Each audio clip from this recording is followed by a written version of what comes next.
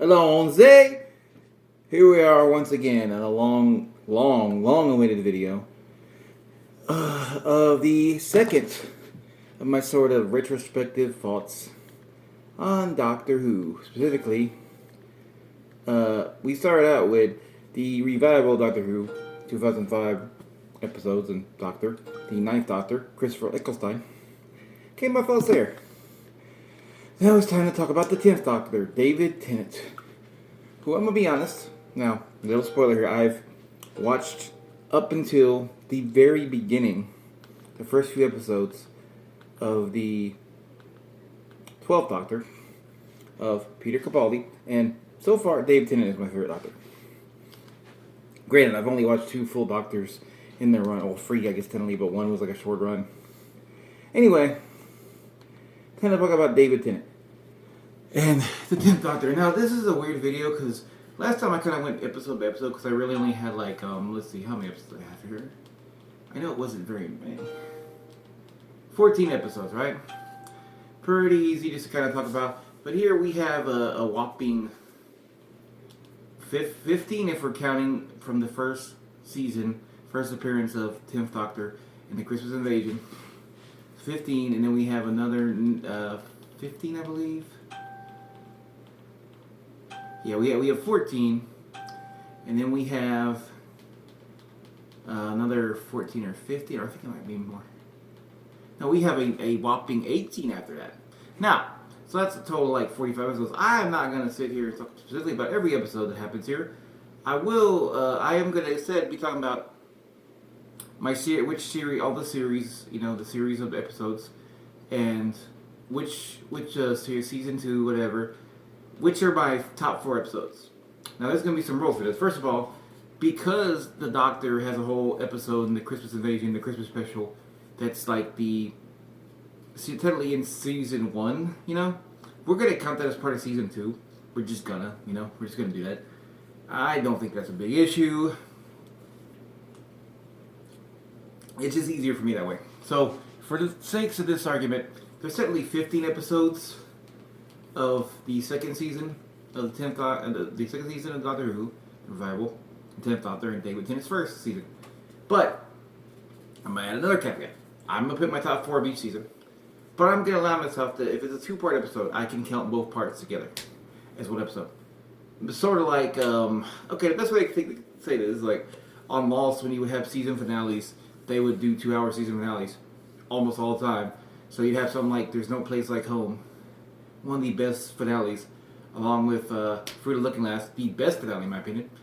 And they'll be split up like, if you see here, on this here Blu-ray, they're split up in this part 1 and part 2. And the original runtime, they were not split up. Now, I don't think it was like that on BBC for these parts. I think they're like week to week. But I'm going to count that, especially because a lot of these are the last 2 episodes of the season, and they connect to make the finale of that season. So that's what I'm going to do. So we're going to start right out the bat.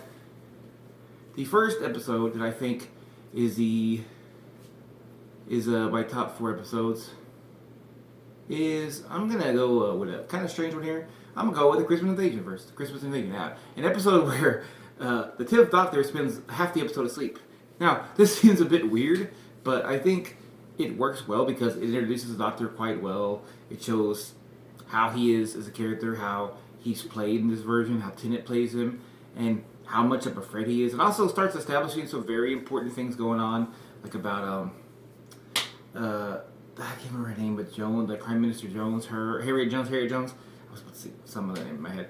And so, you have Harriet Jones setting that up, and this alien race that I don't think we've seen since then. Forgive me that some of these alien races are hard for me to say or remember. I'm the kind of dude that was watching Game of Thrones, had a hard time remembering the names of many different characters, so this is a bit tricky for me. And I'm not the best on this, and I'm pretty much just using HBO Max's layout here to like look at the episodes. Because I did forget, like, I watched them all. Yeah, I've been kind of procrastinating this because it's going to take me a lot of brain power, but I do have this kind of tool. I mean, we might have to break this up into multiple part videos, that's fine. And we'll do what needs to be done, because I can only record about maybe 30 to 35 minutes here. And if so, I'll try to do the other 2 or 3 parts. I guess it would be 2 parts maybe. Sometime in the next week. But anyway, got a little sidetracked there. Christmas Invasion, I think, is a great episode. It establishes a lot of stuff that is important. It establishes who the character is, and also the dynamic with him and Rose, with the 10th Doctor and Rose. Important little piece there. And then we move on to an episode I really enjoy called Tooth and Claw. Tooth and Claw is, from what I've seen so far, the only werewolf episode of Doctor Who, the revival. I should point out, I watched a little of the old Doctor Who's recently, specifically the Fourth Doctor's episodes. Really, I watched the robot four-parter and the Genesis of the Daleks, which was amazing. But anyway, little side note about it, but I just want to point out, as far as I know, I don't know if there's another werewolf episode. There's probably one in the 60s, 70s, 80s, probably, but maybe in later seasons, but this is the only werewolf one I saw, and if you know me quite well enough, you know I love werewolf stuff, werewolf movies, werewolf shows. If they're well done, that is my jam. Like an American Werewolf in London, top horror movie for me, all time. I don't know if I'll ever find a better one. It's just so damn good. And like Werewolf by Night, that Marvel thing they did a few years ago, that was great. What's that? Ginger Snaps. That's a werewolf movie. I'm trying to think of another one I really like. Besides that, Dog Soldiers, great. The First Howling, like the Howling as it's known.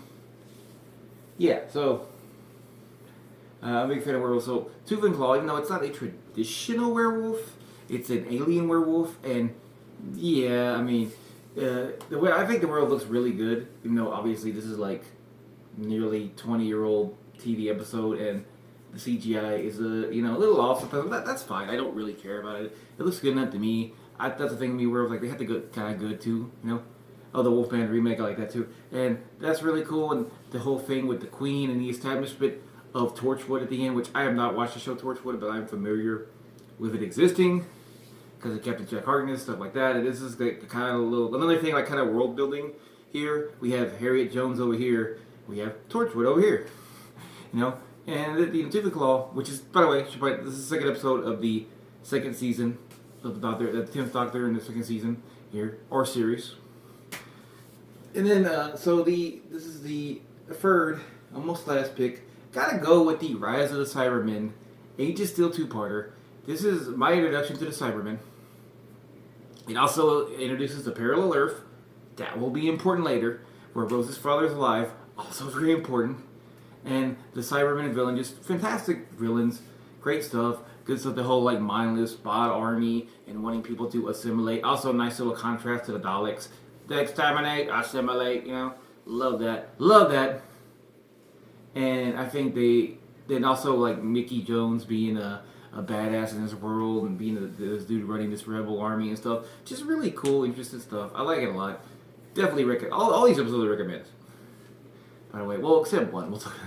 And okay, so this is probably not much of a shocker. I'm not gonna blow anyone's mind here, but the season 2, top 4 episodes in my opinion, is, I'm not ranking these by the way. These are in any order, but this probably would be number 1 if I was ranking. But anyway, the Army of Ghosts Doomsday two-parter. The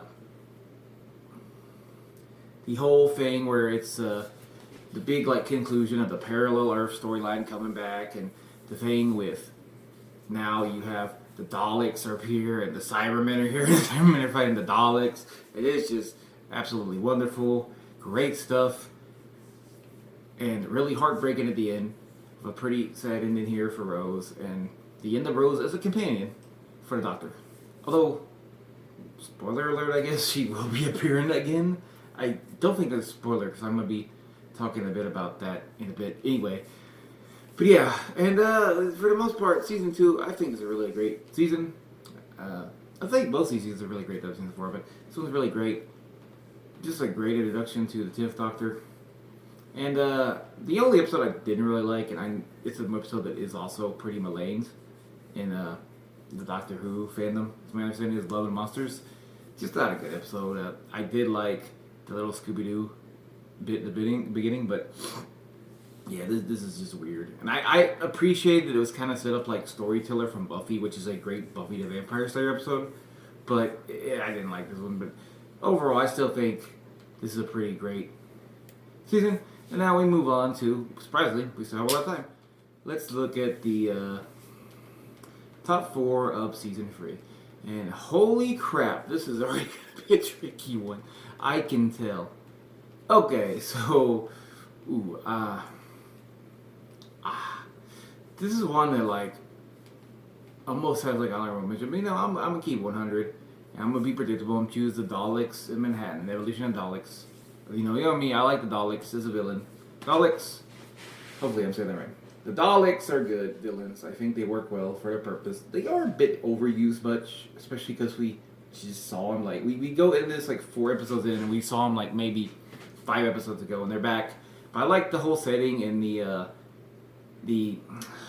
Great Depression era New York, the setup there, and like the deaths also feel really shocking and sad. And Andrew Garfield's here, and also the plot of them turning humans like human pig servants for them. It's really sad.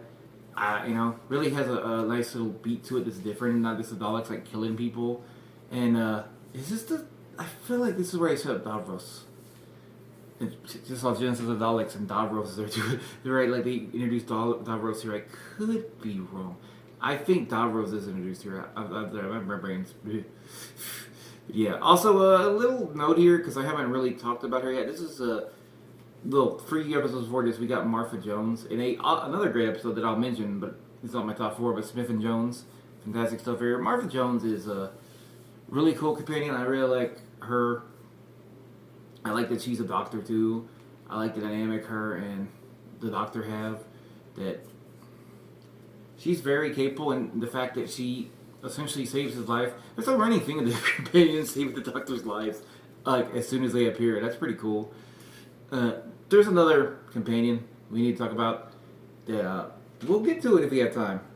But Donna Noble, who will be very important apparently very soon, possibly.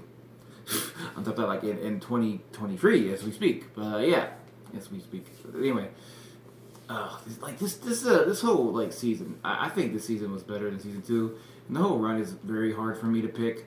But like, again, gotta be predictable here. Well, no, actually, I'm not. Yeah, I'm gonna go with another 2-parter. Spoiler alert: I'm gonna pick like basically every 2-parter here. I don't mean to, but they're so good. And that's Human Nature and the Family of Blood.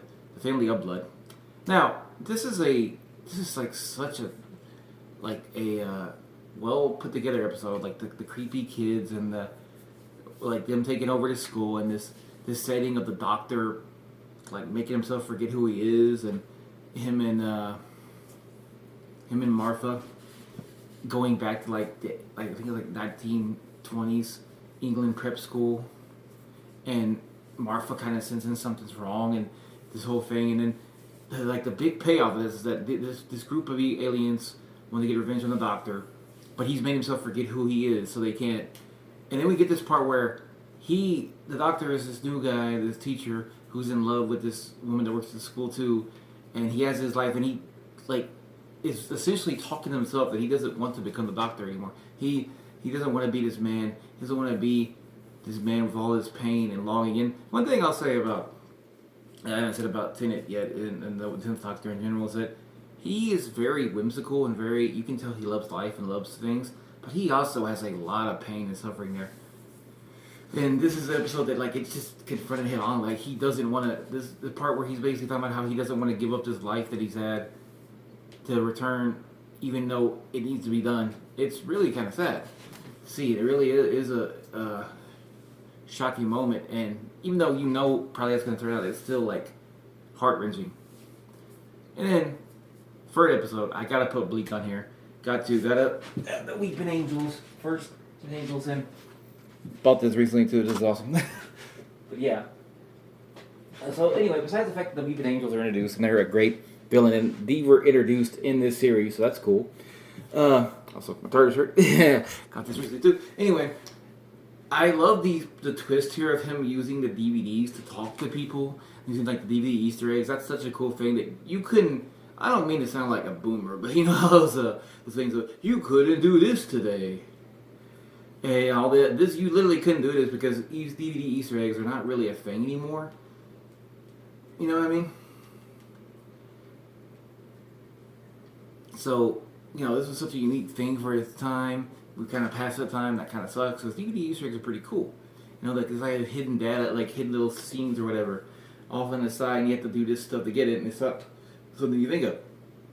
But anyway, this episode is really great. I love the whole twisting narrative of like time and stuff, and also would be very important here the idea of the Doctor giving himself advice via someone else through time will be very, very important, especially when we get to the 11th Doctor, when we get to Matt Smith. Oh boy.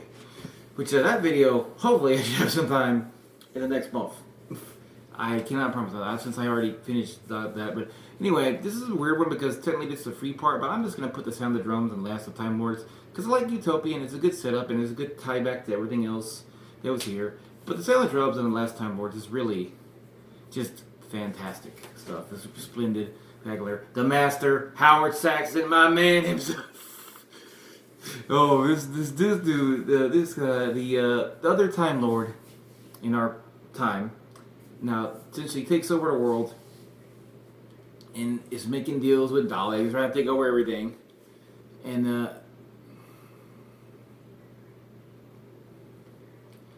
we get this crazy part in the Last of the Time Lords where Martha goes around spreading the word to everybody, the good word, and we see her talking to Lucifer at one point, which is pretty crazy. Anyway, the Doctor, say the Doctor's name, believe in the Doctor, and the Doctor turns into Jesus and like Super Saiyans his way out of this crazy humanoid style little Doctor form and like just takes out the Master and does his power. And we get seemingly what is the Doctor's, the Master's death. I said the Doctor takes the Doctor. The Doctor takes the Master. But it's not really his death. And, spoiler, but I mean, you're going to find out anyway. And oh boy, do we have an episode coming up. And, just amazing. Master is a great villain. Captivating, exciting, menacing. just really, like, he reminds me a lot of Hans Landa.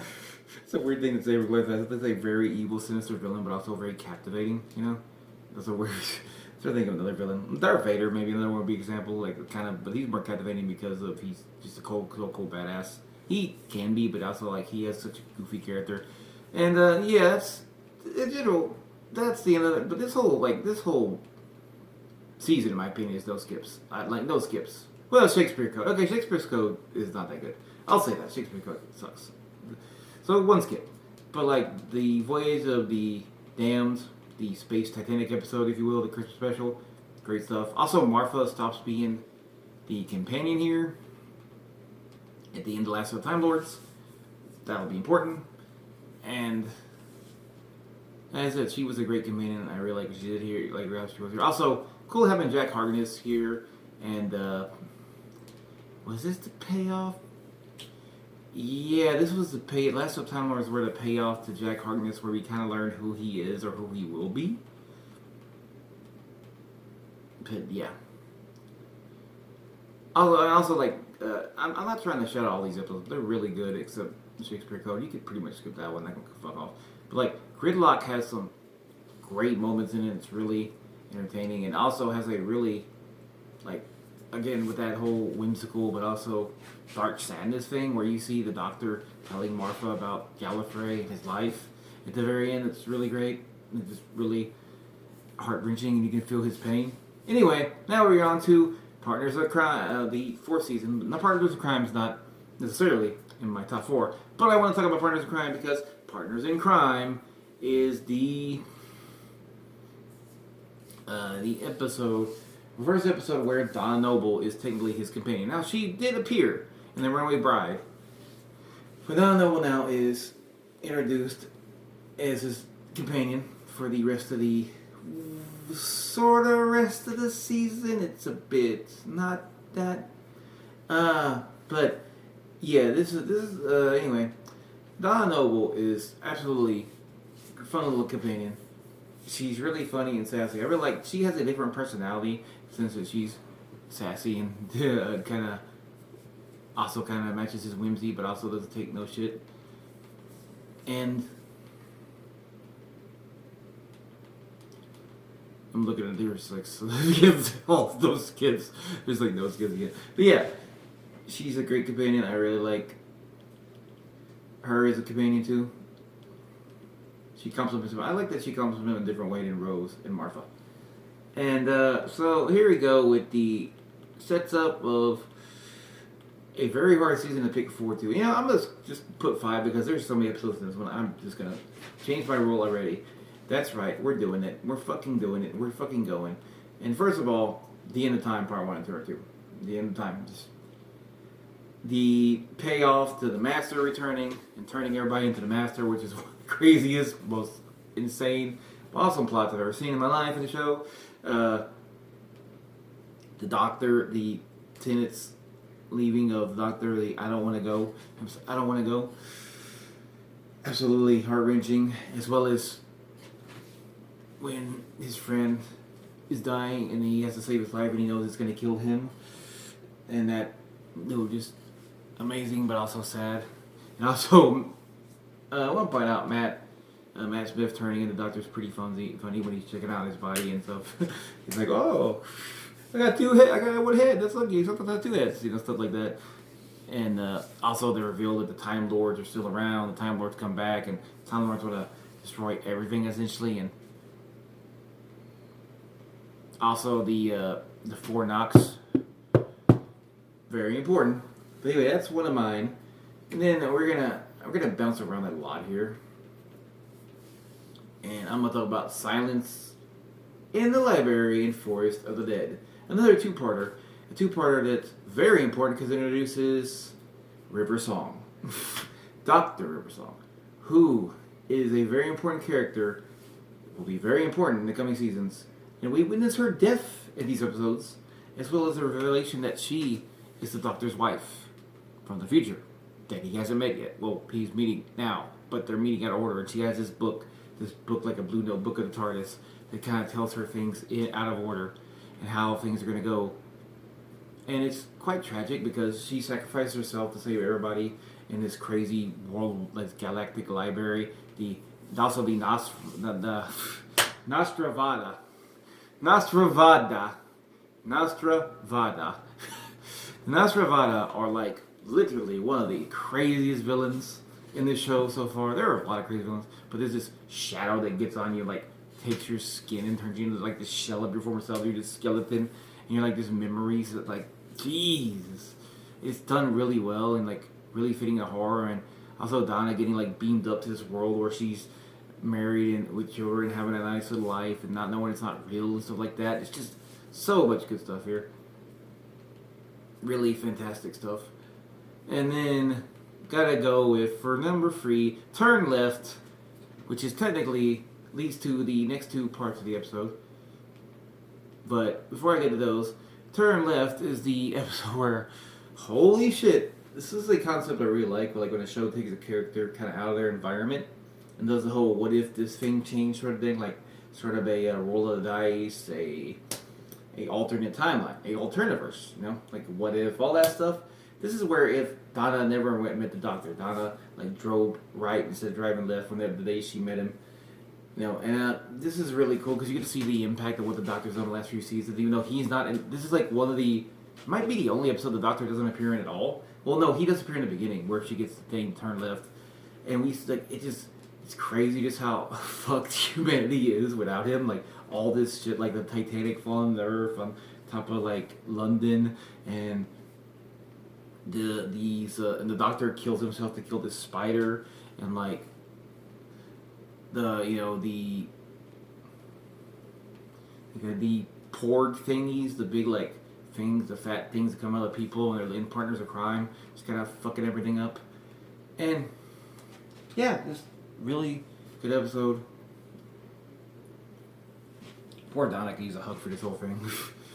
Also, this is the return of Rose. At the very end, we get where she has a choice that she can undo what's been done.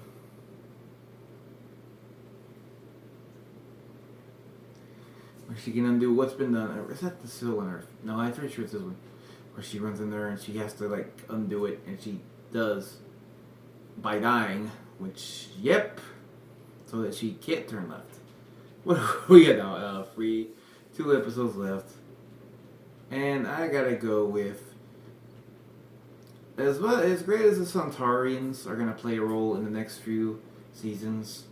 Now I gotta go with the Planet of the Ood, just because I really love this idea of a Doctor helping this race of people, these race of creatures that were made to be slaves essentially, and helping them get revenge on the people that tried to enslave them. And then the term being friend of Ood and the Dr. Donna, which will be very important later. I like that a lot.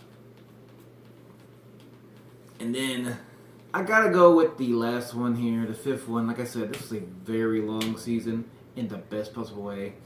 And also, this is a episode right before we get to the end of time.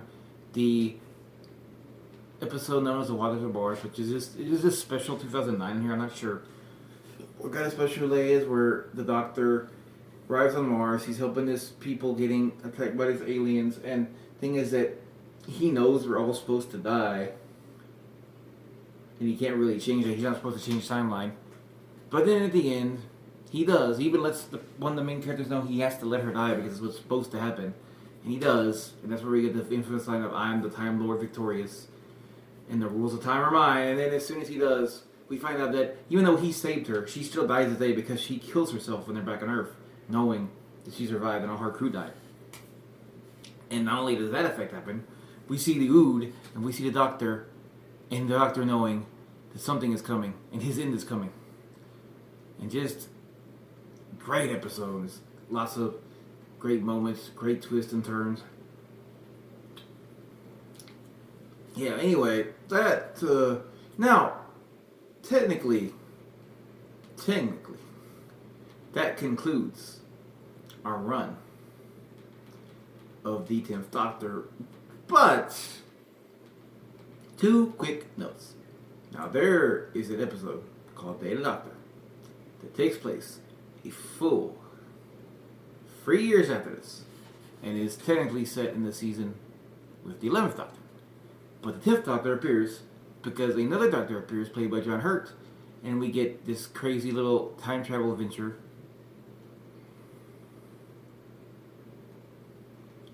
And this is the 50th anniversary special of Doctor Who.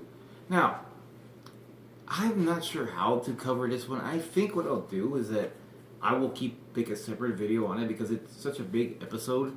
It kind of feels like it needs its own video when I do the 11th Doctor video. There's so much going on, you know what I mean? But yeah.